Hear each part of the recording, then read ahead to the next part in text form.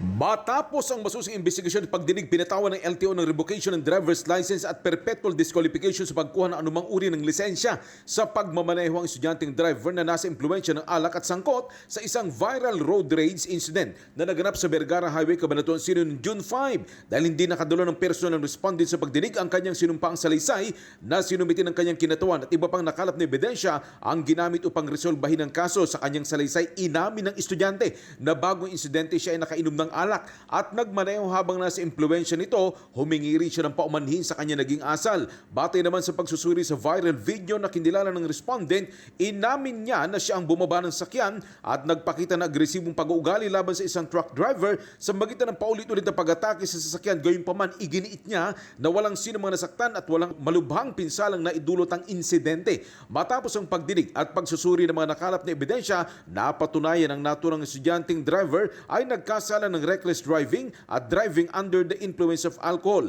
Alinsunod sa umiiral na regulasyon ng ahensya, ipinataw ang revocation at perpetual disqualification sa pagkuha ng anumang uri ng lisensya sa pagmamaneho. Bunsod ng kanyang mapanganib na kilos sa pampublikong kalsada na malinaw daw na nagpakita ng matinding paglabag sa batas trapiko at nagdulot ng banta sa kaligtasan ng iba pang motorista. Kasama mo sa Arimen Drive Vice Radyoman Ace Blanca, Tatak Arimen.